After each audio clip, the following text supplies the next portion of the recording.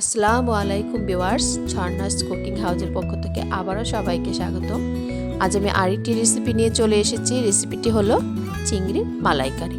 চিংড়ির মালাইকারি কার না পছন্দ? আমার তো অবশ্যই পছন্দ, আশা করি আপনাদেরও ভালো লাগবে।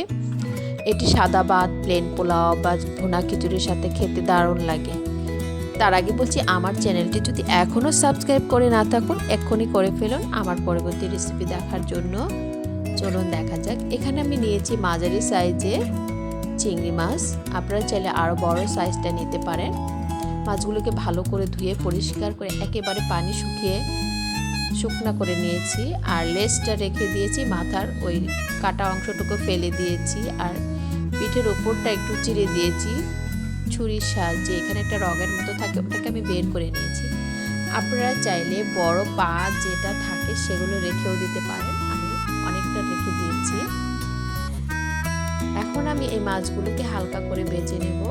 এখন হালকা একটু লবণ দিয়ে মেখে নিচ্ছি। আর ফ্রাই প্যানে 1 টেবিল চামচ পরিমাণ তেল দিয়ে মাছগুলোকে আমি ভেজে নিচ্ছি। চুলার আঁচটা অবশ্যই মিডিয়াম থাকবে। আমার ফ্রাই প্যানটা বড় বলে আমি সবগুলো একসাথে দিয়ে ভেজে নিলাম। আপনারা চাইলে দুইবারও ভেজে নিতে পারেন। দেখুন, আমার এক পিঠ হয়ে গেছে, আরেক পিঠ আমি উল্টিয়ে দিচ্ছি। মনে রাখতে হবে, চিংড়ি মাছ অল্প পরিমাণ সময়ে হয়ে যায়। এটি বেশি পরিমাণ ভাজতে গেলে চিংড়িটা শক্ত হয়ে যায় এবং স্বাদটা নষ্ট হয়ে যায়, খেতে তেমনটা ভালো লাগে না। আমি খুবই হালকা একটু ভেজে দিচ্ছি, না ভাজলেই নয়। আমার 2 পিঠই হয়ে গিয়েছে। এখন আমি চিংড়িগুলো তুলে নিচ্ছি। ভিউয়ার্স, ট্রেডিশনাল চিংড়ির মালাইকারি করতে হলে আপনাকে কিছু টিপস অবশ্যই মানতে হবে। তার মধ্যে একটি হলো সরিষার তেল। অবশ্যই সরিষার তেল ব্যবহার করতে হবে। আমি এখানে 3 টেবিল চামচ সরিষার তেল ব্যবহার করছি। দিয়ে দিলাম 2টো এলাচ আস্ত, 2টো দারচিনি এবং 2টো তেজপাতা। তেজপাতাটা আমি একটু চিড়ে দিচ্ছি। এটাকে আমি তেলে একটু ফোড়ন তুলে নিচ্ছি ভালো একটা সেন্ট আসার জন্য। দেখুন, একটা সুন্দর একটা সেন্ট বের হয়েছে, খুব ভালো লাগছে। এখন দিয়ে দিচ্ছি একটা পেঁয়াজ কুচি। পেঁয়াজ কুচিটাকে আমি ভালো করে নেড়ে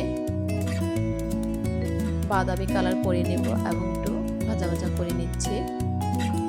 দেখুন, পেঁয়াজটা আমার ভাজা হয়ে গেছে। এখন দিয়ে দিচ্ছি 1/4 কাপ পেঁয়াজ ব্লেন্ড করে রেখেছিলাম সেটা। এটাকে দিয়েও আমি ভালো করে মিক্সড করে নিচ্ছি। দিয়ে দিচ্ছি 1/2 টেবিল চামচ আদা ও রসুন পেস্ট। এটাও আমি পেস্টটা মিক্সড করে নিচ্ছি। এখন দিয়ে দেব একটু স্বাদ মতো লবণ, যেহেতু আমি মাছ ভাজার সময় লবণ ব্যবহার করেছি, তাই লবণটা একটু বুঝে দিতে হবে। এখন দিয়ে দিচ্ছি বাকি সব মশলাগুলো। 1/2 টেবিল চামচ মরিচ গুঁড়া, হলুদ গুঁড়া, জিরা গুঁড়া ও গরম মশলা গুঁড়া। জিরা গুঁড়াটা কাঁচাটাই আমি গুঁড়া করে দিয়েছি ভালো একটা সেন্ট আসার জন্য। আপনারাও দিতে পারেন। সবগুলো এখন আমি মিক্সড করে নিলাম। আরেকটি টিপস, সেটা হলো নারকেলের দুধ। চিংড়ির মালাইকারিতে অবশ্যই নারকেলের দুধ ব্যবহার করতে হবে। এখানে আমি আস্ত একটা নারকেল কুড়ানির সাহায্যে কুড়িয়ে ব্লেন্ডারে ব্লেন্ড করে একটি তারের চালনির সাহায্যে এটাকে আমি ছেঁকে দুধটা বের করে নিয়েছি। আর সামান্য পরিমাণ দিয়ে মশলাটা একটু কষিয়ে নিলাম। কষানো হয়ে গেছে, আমি চিংড়িগুলোকে এখন দিয়ে দিলাম। ভিউয়ার্স, আপনারা চাইলে নারকেলের ক্যানের দুধটাও যে কোনো শপিং মল থেকে ব্যবহার করতে পারেন। এখন আমি বাকি নারকেলের দুধটু দিয়ে দিব। আমি এখানে ঝোলটা তেমনটা রাখবো না, তাই তেমন পানিও অ্যাড করছি না। সামান্য বাটিটা ধুয়ে একটু পানি অ্যাড করে নিচ্ছি, 1/2 কাপেরও কম। আপনারা যদি ঝোলটা বেশি পরিমাণে রাখতে চান তাহলে পানিটা আরেকটু বেশি দিতে পারেন। দেখুন, আমি ঝোল একটু দিয়ে দিলাম।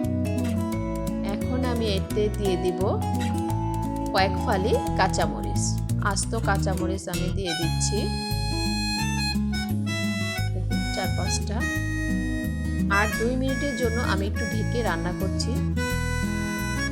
2 মিনিট হয়ে গেছে, চলে এলাম। দেখুন দেখতে হয়ে গেছে আমার রান্নাটা শেষ পর্যায়ে।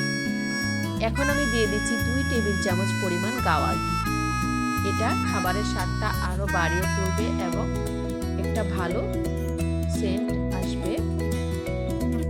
আরেকটি টিপস মনে রাখতে হবে, এখানে আপনি 1 টেবিল চামচের মতো কেওড়া জল ব্যবহার করতে পারেন। এটা আরও একটা ভালো সেন্ট আসবে। আমি এখানে করিনি, আমার বাচ্চারা পছন্দ করে না বলে, আপনারা অবশ্যই করবেন। ভিউয়ার্স, দেখতে দেখতে হয়ে গেল আমার ট্রেডিশনাল চিংড়ির মালাইকারি। এটাকে আমি একটা প্লেটে সার্ভ করে নিচ্ছি। ভিউয়ার্স, যদি আমার এই রেসিপিটা ভালো লাগে আপনারা ট্রাই করবেন এবং আমাকে লাইক, শেয়ার, কমেন্টস করে জানাবেন।